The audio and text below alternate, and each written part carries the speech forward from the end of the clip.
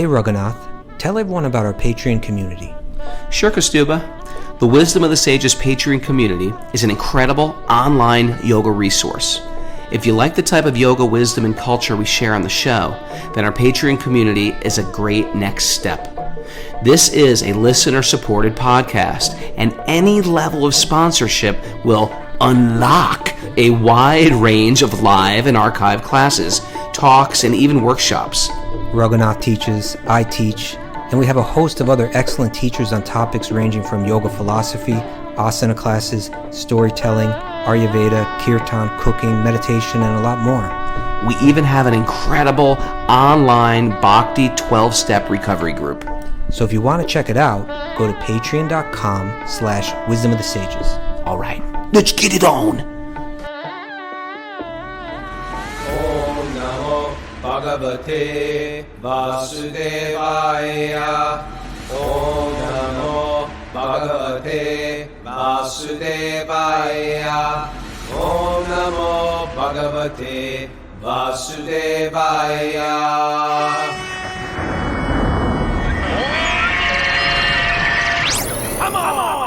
Live from Ramona, California, this is Wisdom of the Sages, a daily yoga podcast with your host Raghunath and co-host and senior educator at the Bhakti Center in New York City, Kaustubha Das. Welcome to the show. Welcome to Srimad Bhagavatam, and welcome to, what day is it today? I'm on a road trip. I don't even know what day it is. It's a Tuesday, I believe. Everybody, yeah. I'm here at my good friend Mukunda Kishore. His home, his beautiful home with his family in Ramona, California, outside of San Diego. And we're hanging. The road trip continues with me and Bhakti Justin and the kids going to the Grand Canyon tomorrow. What do you think about that? Wow. I think it's beautiful. Today we're riding Today we're going to the Ocotillo Wells to ride dirt bikes in the desert. Okay. Ocotillo. You know what Ocotillo is, Kaustubha? No idea. It is beautiful, beautiful cactus. Long, thin cactus flowering. And matter of fact, they're flowering right now. Matter of fact, it's a great time to be in the desert. Okay. You're looking fancy today, Raghunath.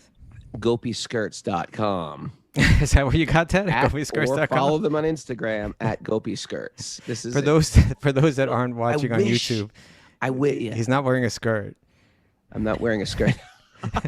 yeah, I forgot it. This is a buckle bundy, a tying bundy. A North Indian shirt, but you can't, because my light's so bad, you can't see it well. But I'm going to be featuring a new Buggle Bundy every day this week. How many did you get? She gave me 4. Oh, it's like you're one of my best friends. This is one of your product placement things. Now it's all product placement. Well, now it's all. Here's the deal: if you got a friend that runs a business, I want to support the business.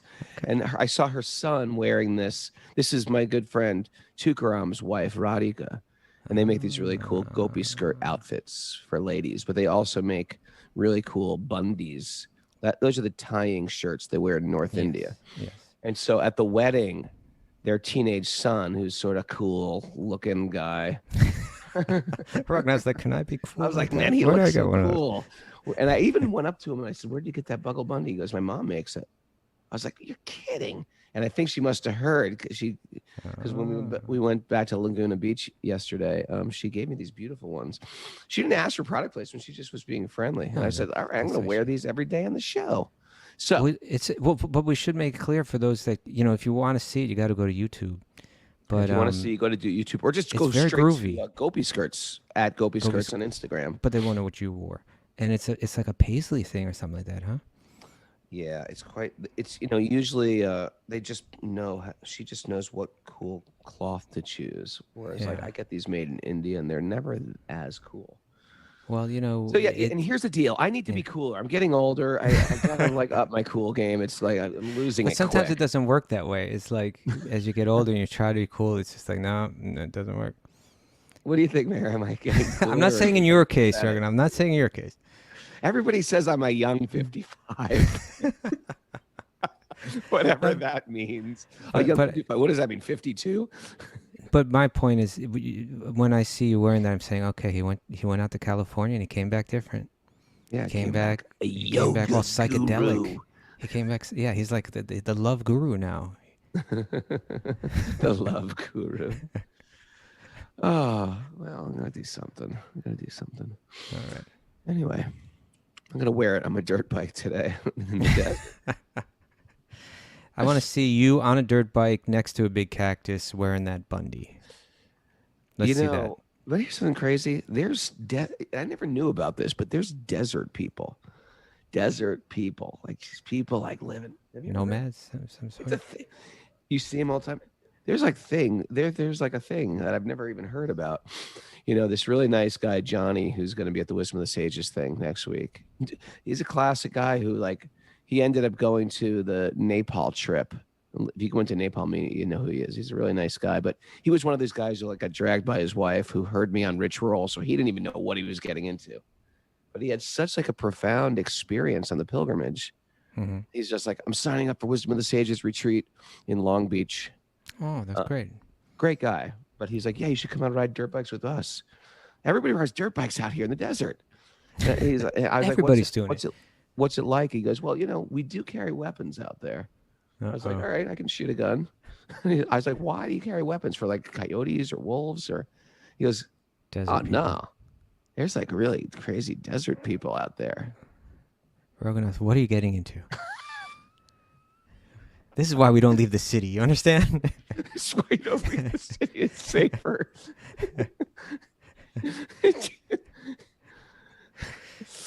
All right. I'll tell you, but then the kids make it back because of the desert people.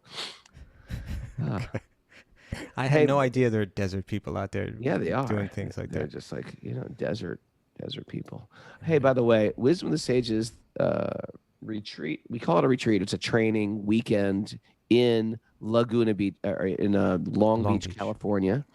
If you're interested, you go to yoga108studio.com, yoga108studio.com, and we're doing it the first weekend of June. Me, Kaustubha, and we even convinced Mara to come. We're excited. Yeah. And it's right around the corner from Tukaram's restaurant, Ahimsa, which is a vegan prasadam restaurant. It's not just vegan. All the food is cooked and offered, which is really special. Karma-free cooking. What's that place called? It's called Ahimsa. Ahimsa. Maybe you could find their Instagram account. Mara, pull that up. At Ahimsa Cafe, maybe. But anyway, we're going to do that the following weekend. We're doing the same thing in New York. And if you haven't signed up for those, I think Long Beach is getting close to sold out. So you might want to just, if you're interested, we'd love to have you there. We'd love to meet all these people that we never see, we hear about. And sometimes we don't even hear about you because you're others. You're the ones we never see on Zoom, so we don't even know you're there. Come on out.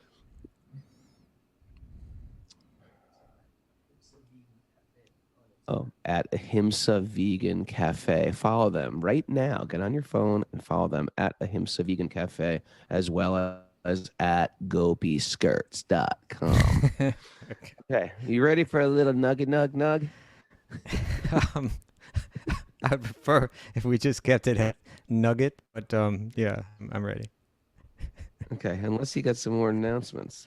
No. Okay, check this out. Oh, are you doing Sweet Baby Krishna today or something? You know what? I have to cancel Sweet Baby Krishna. So that you can ride motorcycles with guns out in the desert? Is that why? In your fancy shirt? No, not because of that. It's some other reason. Okay. Some other crazy. This is what welcome to California, Kaustubha. This is what we do out here.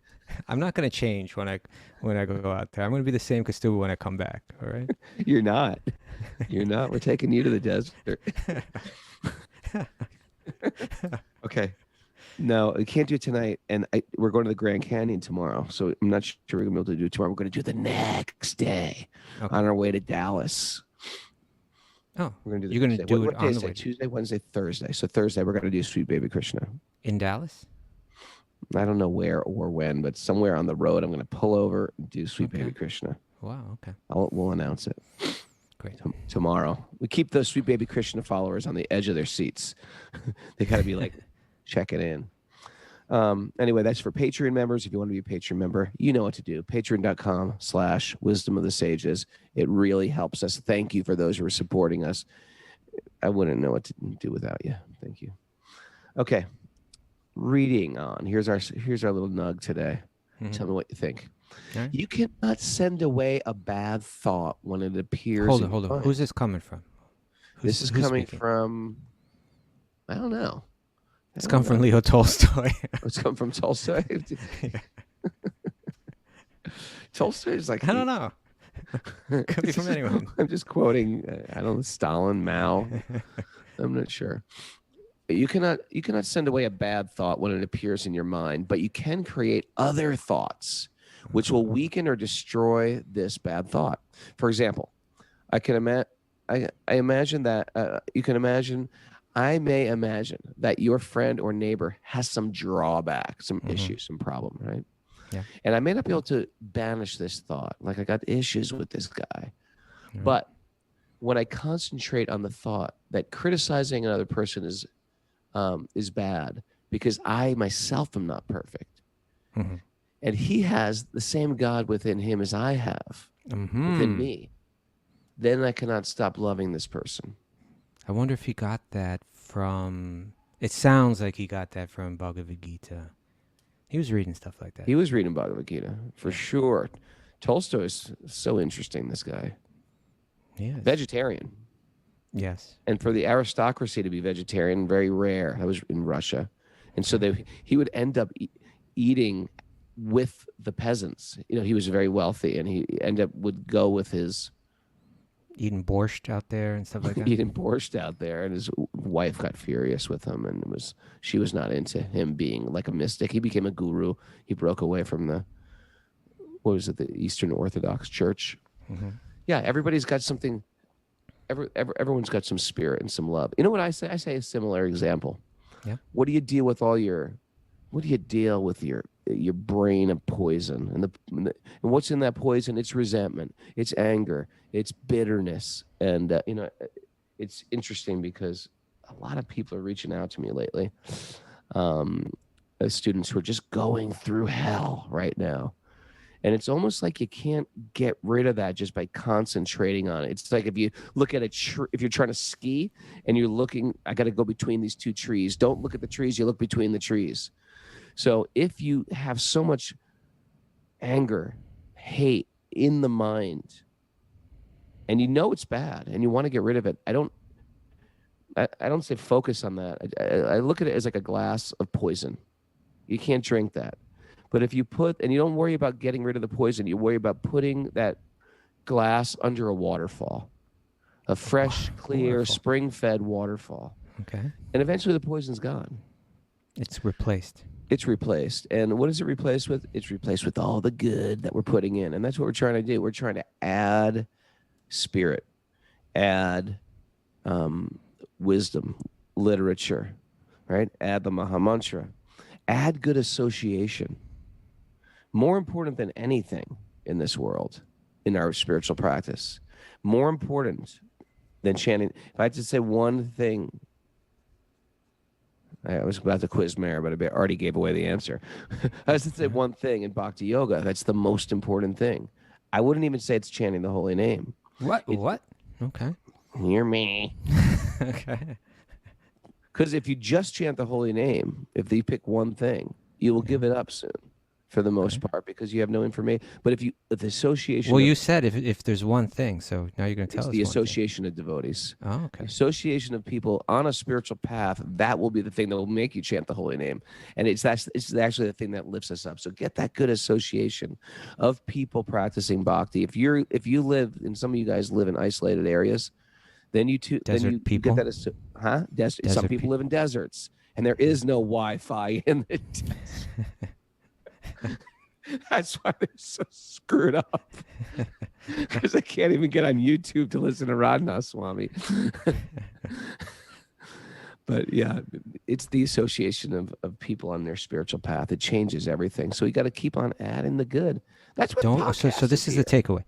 Don't focus on the bad, add the good, and then the bad just goes away. Yeah. It gets squeezed out. Squeeze it all out. Okay. Yeah, Raghunath, this is your mission, right? You're going to go into the desert. I want you to bring back one desert person back into civilization. Bring him back to Mukunda Kishore's house. We go to your wife. Honey, We have a desert person here. This is He wants to practice bhakti. Jebediah. He's been out there for 40 days and 40 nights. A desert dweller. Yeah. Well, I told Dr. Justin, guess what? Tomorrow we're going to the desert. He goes, oh, great. We're going to do fasting like Jesus. I was like, no, we're going to ride dirt bikes and deal with desert people. Sometimes the bhaktas that come into the ashram, they're kind of more, they're more focused. Right? They're a little more saintly. He's very good, Dr. Justin. He's doing great, by the way. Okay. All right, Kaustubha. Thanks for that nugget. Yeah, Leo Tolstoy. Replace it. Don't replace that negative thought, right? With higher thought. Like it. By the way, I gotta find it. There's a great book by Leo Tolstoy. It's one of his very short ones, short stories. Glorifying arranged marriage.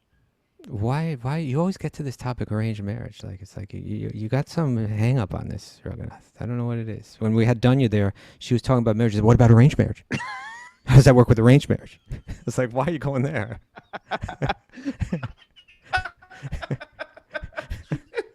It's a good thing. I'm trying to bring back the old ways. Okay. I said we should. By the way, when we said that thing about the Wisdom of the Sages dating app, Yeah. we got gotta so do that. much positive feedback. We have to do that. If we do that, I'm going to tell you, Raghunath, No, we'll get the blessings of Rukmini Devi because she's serious, but she wants to help, because you want to? We could do a dating thing. I'm dead serious. But here's the deal. we need You know volunteers. how on apps you have the free version and you have the paid version? The paid version You is wanna going to be monetize my this. version where you can't see the woman or man. It's like you have full faith in the methods of astrology and Lord Krishna. So all you can do is find the information about the person.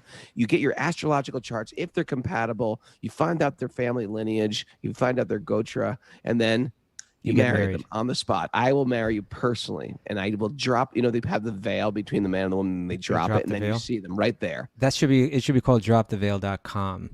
Yeah, it's the veil. That's the premium app. Okay. No, but I'm serious. In all seriousness, this is something we need to look into. I'm serious too. All right. So then I'm gonna tell Rachel to put that on our agenda as a social initiative. So, okay. Okay. That could be a TV show. Drop the veil. Drop the veil.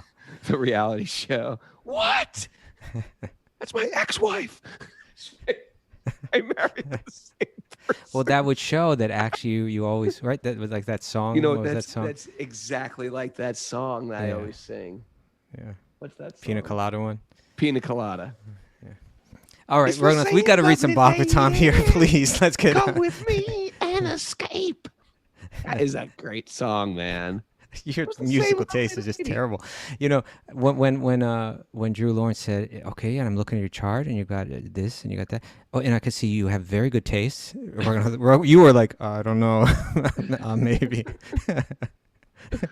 But the fact that you're so into that song has really gotten me questioning it. Who sings that? Billy Joel? I don't know. I don't want to know. I want to get into Bhagavatam. Let's do it.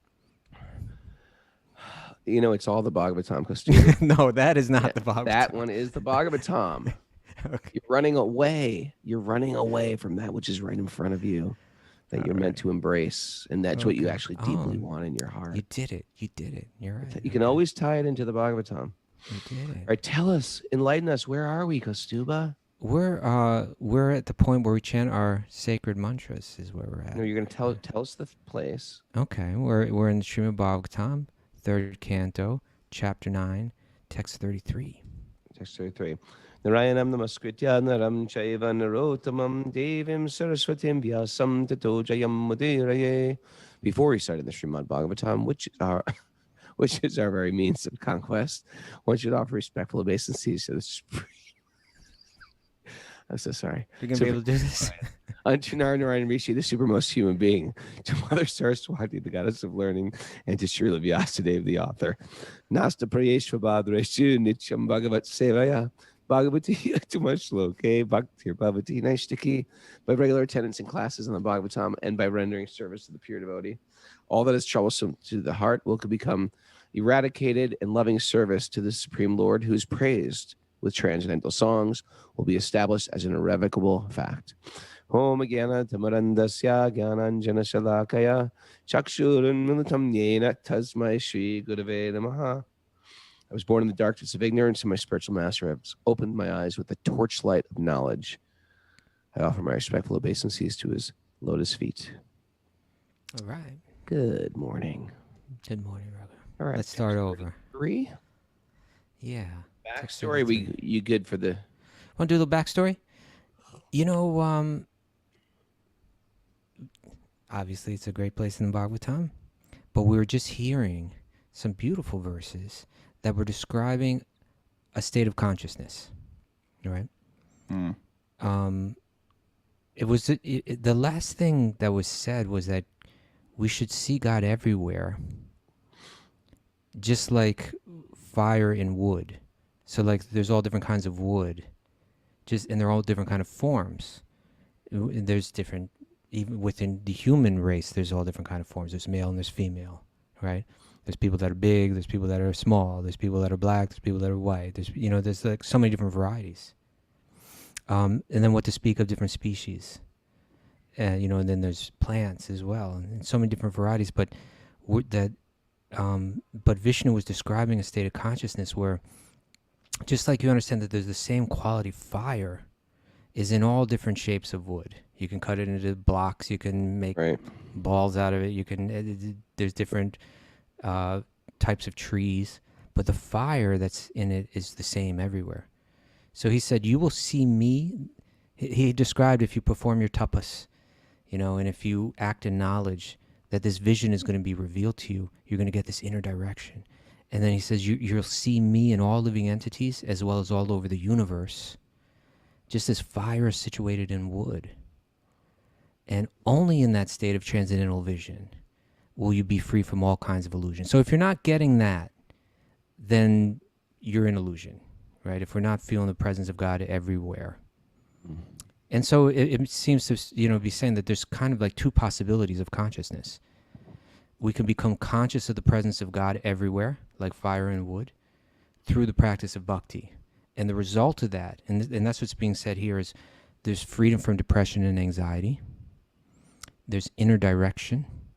And then what we're going to read about today is that you realize your pure form, that we all have something underneath, something lying dormant within us, something undeveloped. But through this vision and through this consciousness, we'll realize our pure form. That's what he's going to say now. And then the other possibility would be that we don't develop this awareness of God being everywhere. It was just in the quote that Leo Tolstoy read, right? It was just in the quote. It was just in the quote. There you go. That wasn't even intentional, right? But it was saying that, then you're going to have these bad thoughts that are going to be clouding your consciousness, negative thoughts, and therefore depression and anxiety, lack of inner direction, lack of realizing one's own pure form. So this is today's verse is gonna. It's the commentary to this verse. I've read on the show 2 times before because it is such a super powerful. You've already commentary. read this twice before? I've read it twice before. Just because you like it? I thought it was relevant. I thought it was relevant. But we can read it again for a 3rd time today if we'd like. Sure. Let's do it. I mean, if it's that good, let's make a It's shirt really out of good. it. Let's make a Wisdom of the Sages shirt out of the purport. It's a long one, but yeah, we could do that. But another thing, Raghu, I'd like to reflect. Yesterday I was saying, like I want a breakthrough, right?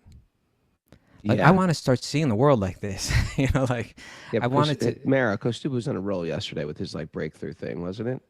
Yeah, he really was. He was like, What I'm was- having a breakthrough. I need a breakthrough. I didn't say I'm having a breakthrough. I'm saying I'm desiring a breakthrough. Yeah, I know, but want the this breakthrough. desire is the breakthrough, I feel like, right? It's the Mara? beginning of the breakthrough. I The suppose. beginning of Yeah. the breakthrough is this desire. I think Yeah, you're breaking. right. I think you're at that next level. I think that's a hashtag right there. The beginning of the breakthrough Is the desire is of the the breakthrough. desire. The desire for the breakthrough.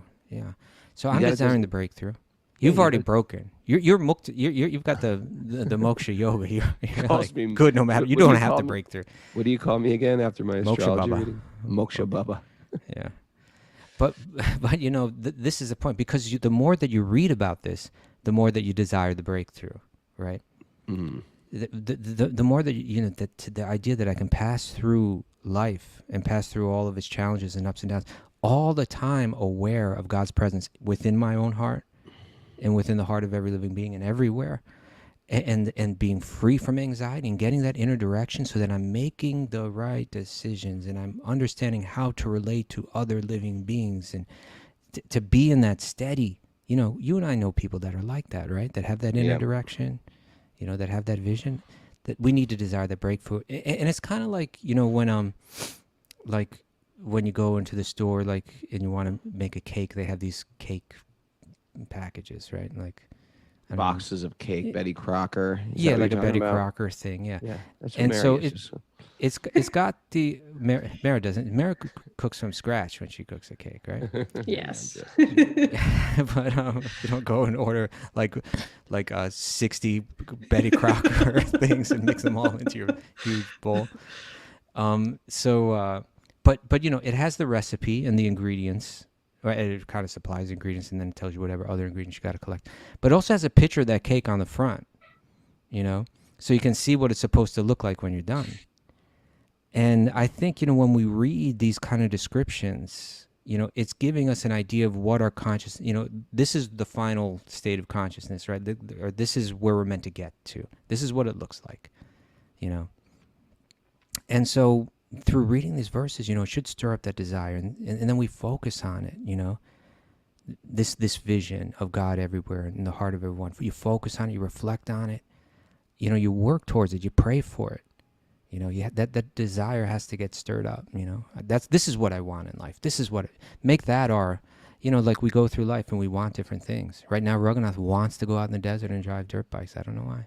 He wants to carry a gun out there. I don't get it. There's dangerous desert people. This is what he wants to do. I don't know. I don't know why. I've been praying for that type of breakthrough, my desert breakthrough, and it's happening. I'm in it. You see, but it could have been something else. it could have been this Still wants a bureaucrat. spiritual breakthrough, and I want to go ride dirt bikes in the desert. Well, What's wrong with me? You've got moksha yoga. It doesn't matter. You could do that the rest of your life. Yeah, and isn't you'll that be great fine. news? How did you get that?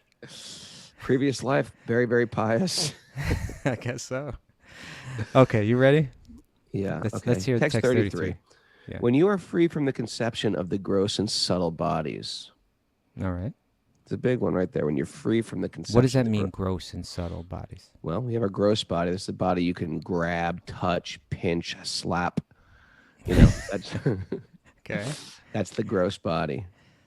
Kiss. Mwah. When you're free from that conception. What's the that's- subtle body?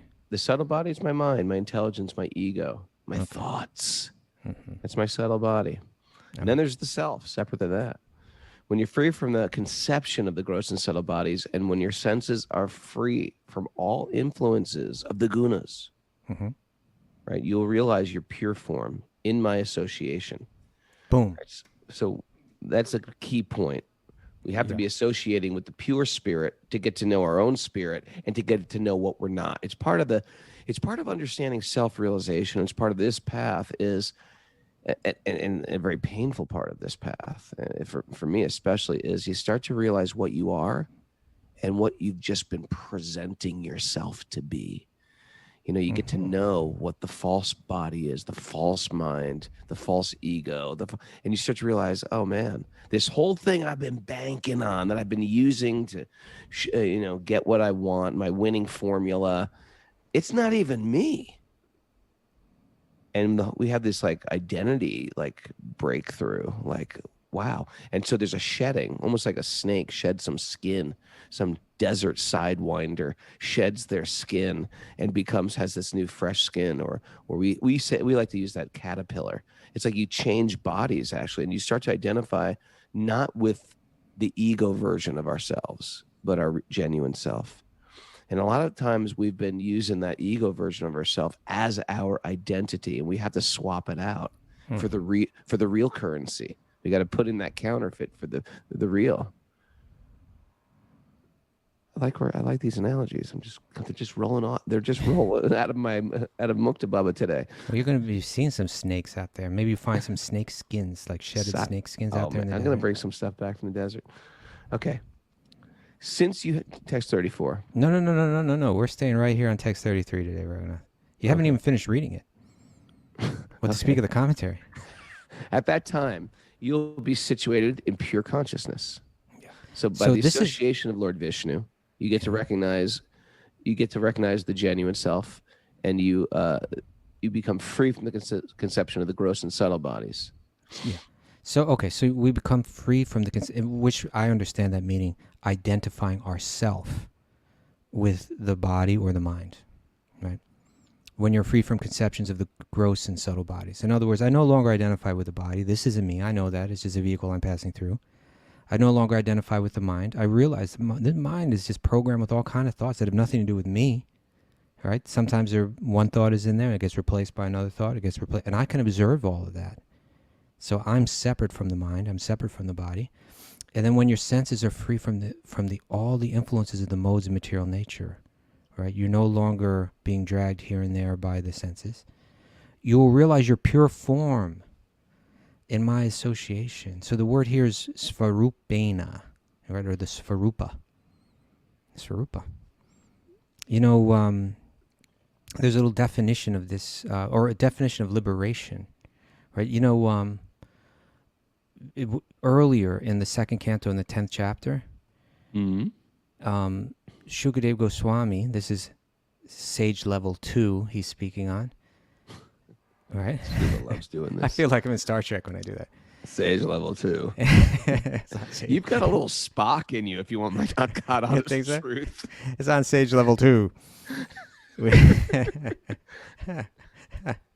So in any case, on sage level 2, Sukadeva Goswami, he describes the 10 subjects of the Srimad Bhagavatam. And one of them is moksha. You should really study up on that one because that's your thing. Yeah, right? I do. What can I say? It's in the chart. So it's the description of what liberation is, because liberation is one of the 10 subjects of the Bhagavatam. So this is from there. It says muktir hitvanyata rupam svarupam. Right, there's the word svarupa. Svarupam vyavastitihi. Liberation is the permanent situation of the form of the living entity after they give up the changeable, gross, and subtle material bodies. Right. So in other words, when we break the shell, right, we're in a shell right now. We're in a shell that's made up of the gross body, there's physical elements, earth, water, fire, air, and ether.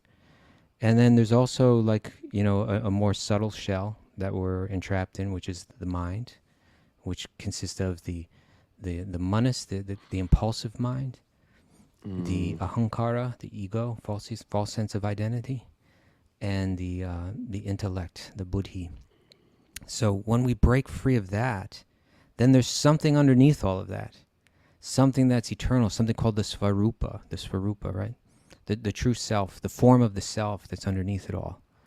And that's what this verse is saying. It's saying that if you can learn to see God everywhere, if you can cultivate that practice and begin to feel it, feel it at every moment, then what will happen is that Krishna says you'll realize your pure form.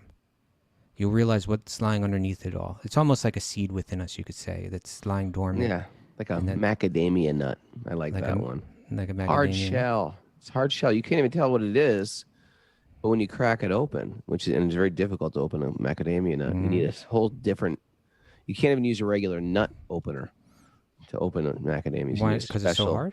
It's so hard. Really? But inside it's one of the fattiest, most delicious. Nice, nuts. Juicy, fatty nut is on. It's the king of nuts. Macadamia. That's a takeaway right there. It's the king of nuts. So how do you open it? You need a special device, macadamia nut opener. Really? Ask the Australians; they know. Yeah. But anyway, yeah. So we are that, and the mind and the body. We think like, oh, the mind and the body is so wonderful. Once the consciousness becomes incredibly pure, yeah, the body, to leave the mind. I was just reading and I've been writing my book on my travels, and once the mind and the body become incredibly pure, it's not like there's any lamentation left with the body. Matter of fact, the body almost becomes like a weight you're carrying around, because the body is subject to disease. The body is subject to break, right? The body can break. The body is subject to, all the smelling and, aging hideously. It's just part of having a body. And then there's the subtle body, which is subject to resentment and fear and anxiety and distress. So as the body becomes purified, it almost becomes like live or die. Doesn't matter. And to die and to leave the body is actually, it's easy to relinquish the body. Almost like you're ever like somebody comes over your house in the winter and they're walking around this giant coat, and you feel like saying, "Hey, just take off your coat." And it's like, yeah, of course, it's hot in here. It's you feel grateful to take off that big jacket. So in the same way, for people in pure consciousness, to leave the body is no big deal. The body, they're just like tolerating, and they're using it to render some type of service in this world. But for us who are embodied, we think the body is everything. And when the body goes through different changes, we suffer. Then when it feels a little better, then we feel good. And our whole pleasure principle is based on how the body's feeling, how's it doing, etc. So by pouring that waterfall of bhakti, yoga, practice, sadhana, spiritual information within that cup, within the consciousness, all of a sudden, all those things like anxiety, depression, fear, etc., and even the things that are trouble in the body, we're actually zooming out of us in that identity and zooming into the bigger picture of pure consciousness. And that itself becomes a relief for us. That's a great thing about spiritual practices. It zooms us out of me in this form and sees me, Raghunath, as a spiritual being even bigger than this incarnation of me. And anxiety and depression start to, the needle starts to drop. It just happens naturally. And I guess our anxiety and our depression is all related to the body and the mind. When we realize that no matter what's transforming in the body and the mind, it has nothing to do with me. I'm stable here. I'm fine. Let it go, right? Yeah. Let it go. But what it also says here, he says that you're going to realize your pure form, your svarupa. You're going to realize what's underneath it all. You're going to realize that macadamia that's within. And he says, but you'll realize it in my association. So in other words, you realize that, I have this connection to this divine, source of everything. I'm connected, When you realize yourself, self-realization means God realization. You get the two together, right? Or at least the complete self-realization means God realization. We mentioned this verse the other day, text 6-7 from the Gita, which says, for one who's conquered the mind, the Paramatma is already reached, right? So like when you break free, if you've conquered the mind, you've conquered the body as well, So when you've conquered the body and the mind, when and by conquering, what we're saying here, it means you've freed yourself from their influence over you. So you realize you are not them. And so when you've achieved that, then it says Paramatma is already reached. You're already there. So and there's that word that we're using the other day, Paramatma Samahitaha. Oh, yeah. Right? You're completely connected, completely absorbed. So that's what this is saying here too. You will realize your pure form in my association. And at that time you'll be situated in pure consciousness. Pure of what? Pure of illusion, pure of the mistake of identifying with body and mind. Pure of depression and anxiety, etc., etc. You want to read the commentary? What's that? You want to read the commentary? Sure. Every line here is powerful, Raghu. Okay, good. So I'm ready. All right. Hit a powerful statement. Okay. In the Bhakti Rasamrita Sindhu. Oh yeah, what is that? It is said. That's an ancient book. Well, it's not ancient. It's like 500 years old, but it's a compilation of ancient pieces of literature really focusing in on like refining your bhakti practice. And it was written by the master Rupa Goswami, who was one of these bhakti masters, and really excavated the ancient teachings and just highlighted bhakti and how to apply it. And then our guru's guru, Srila Prabhupada, he put together sort of a summary study of it called The Nectar of Devotion. That's right. And so this is the original text is called the Bhakti Rasamrita Sindhu. Okay. It is said that a person whose only desire is to render transcendental loving service to the Lord is a free person in any condition of material existence. Okay. So that right there is an important That's a great right? statement, isn't it? Yeah. That is it means like that's you are the macadamia kernel, right? Even if you're still in that shell and moving around the regular macadamia world. Right. So it's a famous verse, actually. It's tell me if you recognize this. Iha yasya harer dasye karmana manasa gira. You recognize that? That's the verse he's referring to. Nikhilash vapyavastasu Jivan Mukta sauchate. Which means that one who has the desire to serve the Lord in this world, even as we're moving around, still in a body, still with the mind, but your desire is I want to serve. And you want to serve with your actions, with your mind, and with your words. Those are three things that we've been discussing in the past, right? Yeah. You focus those three. That's how the yogi thinks. Let me engage my body, my actions.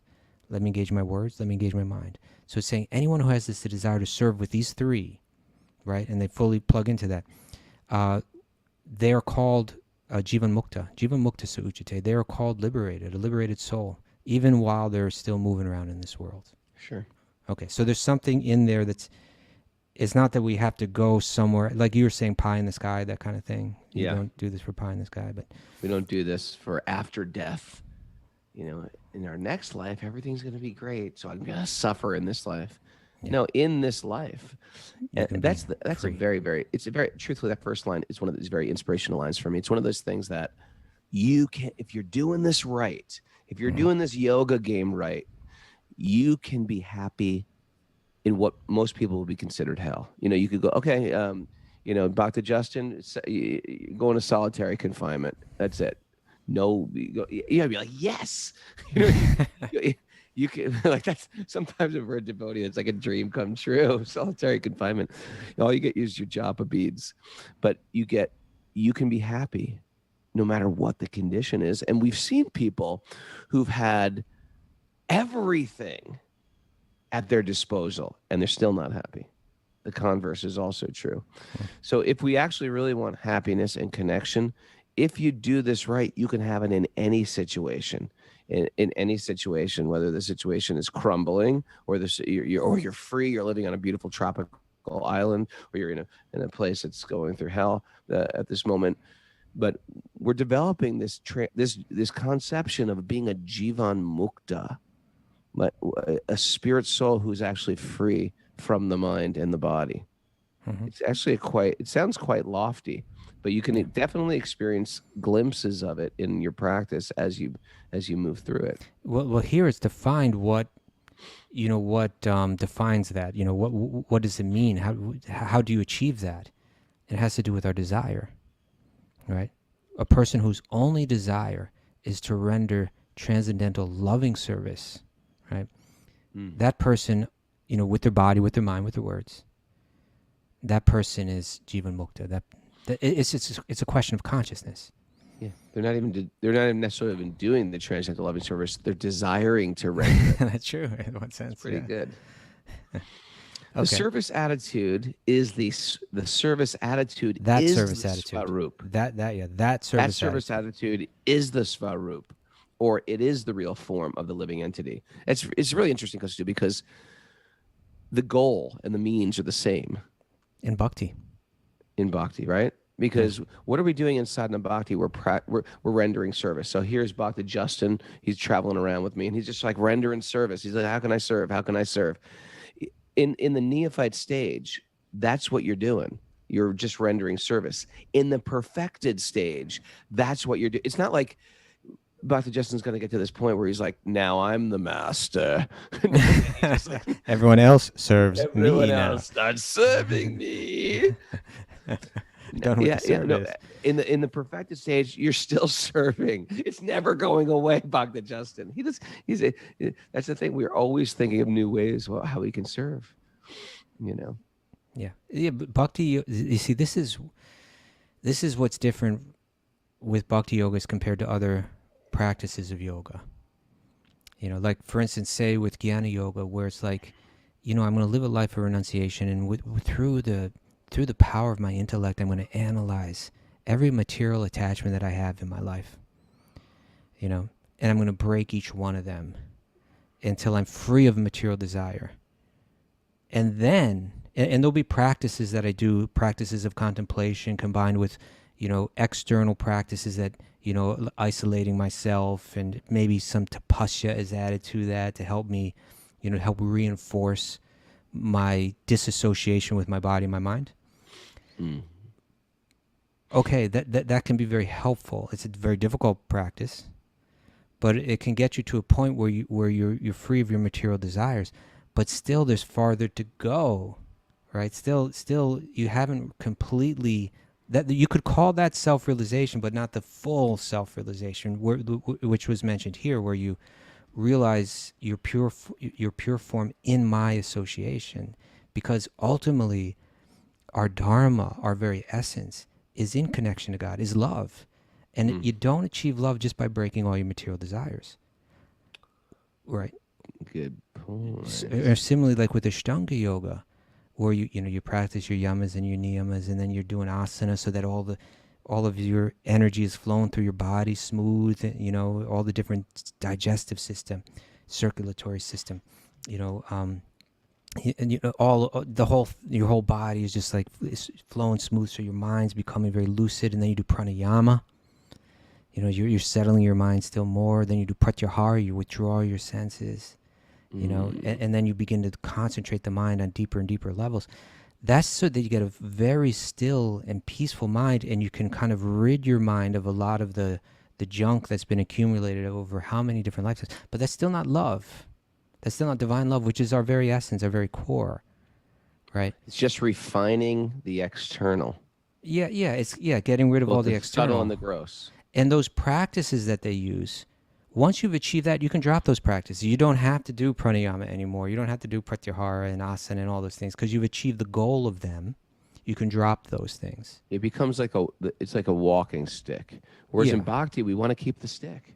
Stick. Because in bhakti, you see, because you can practice that Ashtanga yoga and get that very even mind and go into samadhi and free your mind of all its conditioning. But now the idea is, how do I develop love? How do I connect? And that's why, we were talking about this when we were interviewing Jai Jagannath, last week or the week before, saying that, Shukadev Goswami, he was this self-realized being. He had no material attachment, so much so that everyone could pick up on it. Even these young girls that were bathing naked, they could, when he walked by, it was like, he's got no lust in him, right? He was free of any kind of material, illusion or desire. But he became attracted to Bhagavatam, hearing Bhagavatam. Now, hearing Bhagavatam, that's a practice that you don't let go of, right? Shukadev Goswami took up hearing Bhagavatam, being free of all material desires, because it helped develop love, right? By hearing of Krishna's pastimes, I develop love for God, and that is my Svarupa, right? That is the ultimate there.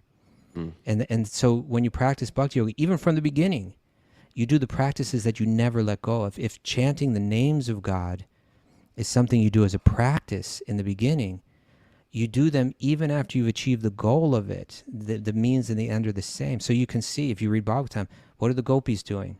They're chanting Krishna's name. They're just singing songs about Krishna all day. What's Mother Yashoda doing when she's churning the butter? A pranayam. No, she's not doing pranayam. She's singing the glories of Krishna. And what are the cowherd boys doing when they're running out there with the cows and playing it? They're just chanting Krishna's names and sing, So whether it's chanting Krishna's names, whether it's hearing Krishna's pastimes, meditating on Krishna's pastimes, all of those practices of bhakti, Shravanam, Kirtanam, Vishnu, Smarnam, Padasevanam, Archanam, Vandanam, Dasyam, Sakyam, these practices, it's the most holistic path because the means and the end are the same. So yeah, it's a really significant point. The stories we're reading in Sweet Baby Krishna, these are the same stories we read when I was brand new to Bhakti. And it doesn't go away. It's not like you graduate. Now give me the more secret teachings. This is it. All right. They just become richer and deeper. Right. And actually there are secret teachings, but they get more But you don't let go of any of it. It's not you like don't let go of the basics. It's not like it was a means to a different end, but the means and Sure. the end are the same. So when Prabhupada said in this verse that service attitude, when I've come to the point where I've broken free of my identification with body and mind, my entire desire is to serve with body, mind, and words. He says that attitude is the Svarupa, the real form of the living entity. That's what's underneath us that's become confused by a cloudy mind, right? But that's what lies underneath us. And when we do these bhakti yoga practices, those are practices that once you're free of your mind, you come to that realization. So in the beginning, you're chanting that name, maybe not with love. Maybe your heart isn't melting with love when you chant it, but you follow that practice. And then when you get to the goal of it, it's not that you drop the practice of chanting, but now when you chant it, your heart totally melts when you chant that name. You feel the deepest spiritual ecstasy when you chant that name. All right. All right, continue on here. Next sentence. What's Lord that? Sri Chaitanya. Lord Sri Chaitanya Mahaprabhu in the Chaitanya Charitamrita, this book, it's like a biography about him, also confirms this statement by declaring that the real spiritual form of the living entity is eternal servitorship to the Supreme Lord. We just said that. Yeah, The that's Mayavadi school. I think that verse is a very famous. I'm almost sure the verse that he's referring to there is Nitya Siddha Krishna Prema. You know, Nitya Siddha Krishna Prema Sadhya Kabunaya Shravanadi Shudechite Karya Udaya. That pure love for Krishna is eternally established in the hearts of the living entities. That's the Svarupa. You know, it is not something to be gained from another source. When the heart is purified by hearing and chanting, this love naturally awakens. It's such an amazing philosophy. Isn't it? It's like it's already you. It's already there. It's just layers and layers and layers. The gobstopper has one layer after another after another. You know, we're running out of time here today, Raghu. Oh man. Let's come back to this purport tomorrow. Are you with us tomorrow? Are you like driving across the desert or something? Tomorrow's Grand Canyon. You're going to the Grand Canyon, right? Yeah, but I think I'm not going to leave until after the show. Okay. So I'll be with you. So you're here. So let's read this purport tomorrow because we just got started on it.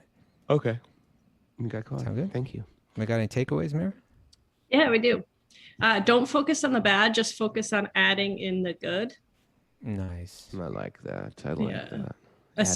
Add the good. Add the good. good. You got to keep these things simple and concise. If you want to really take it away, you got to keep it simple and concise. Add the good. Add the good. Association is the most important.